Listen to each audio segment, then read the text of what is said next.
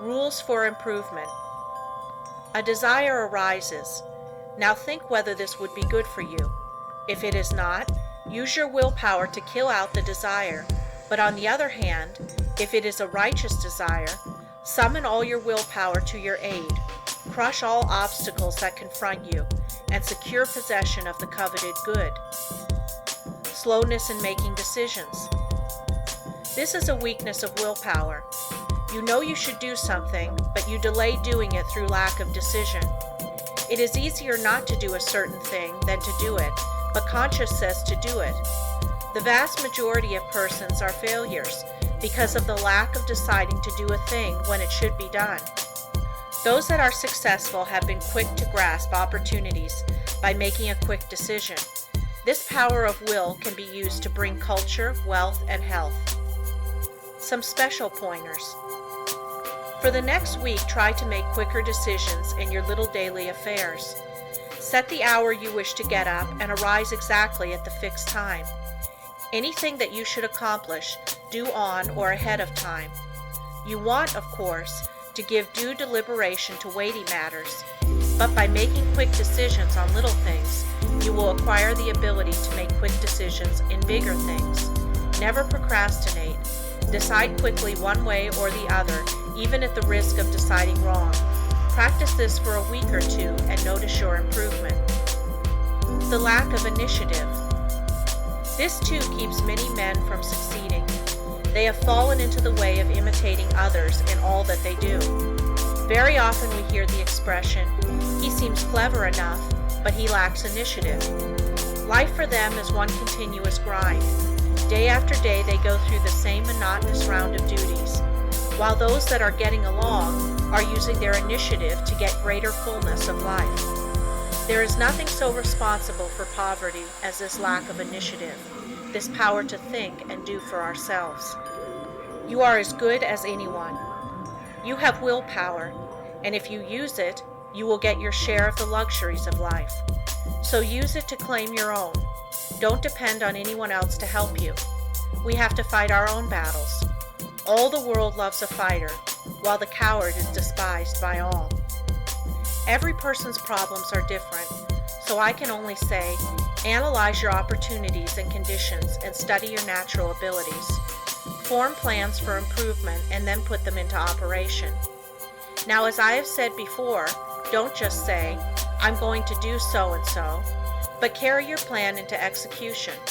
Don't make an indefinite plan, but a definite one, and then don't give up until your object has been accomplished.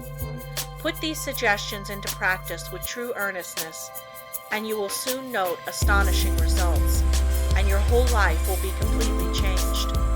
An excellent motto for one of pure motives is, "Through my willpower, I dare do what I want to." You will find this affirmation has a very strengthening effect. The spirit of perseverance. The spirit of stick-it-to-itiveness is one that wins. Many go just so far and then give up, whereas if they had persevered a little longer, they would have won out. Many have much initiative, but instead of concentrating it into one channel, they diffuse it through several, thereby dissipating it to such an extent that its effect is lost.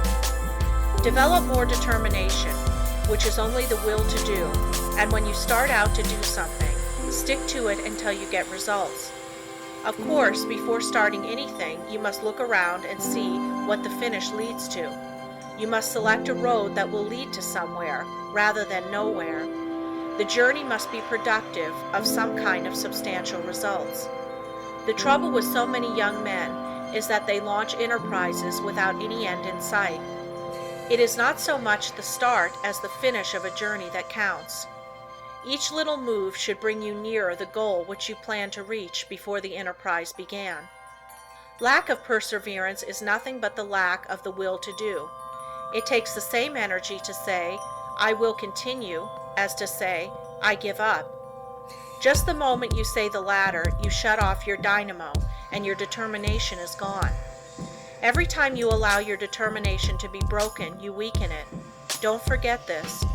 Just the instant you notice your determination beginning to weaken, concentrate on it, and by sheer willpower, make it continue on the job. Never try to make a decision when you are not in a calm state of mind. If in a quick temper, you are likely to say things you afterwards regret. In anger, you follow impulse rather than reason. No one can expect to achieve success if he makes decisions when not in full control of his mental forces. Therefore, make it a fixed rule to make decisions only when at your best. If you have a quick temper, you can quickly gain control over it by simple rule of counting backwards. To count backwards requires concentration, and you thus quickly regain a calm state. In this way, you can break the temper habit. It will do you a lot of good to think over what you said and thought the last time you were angry. Persevere until you see yourself as others see you. It would do no harm to write the scene out in story form and then sit in judgment of the character that played your part. Special instructions to develop the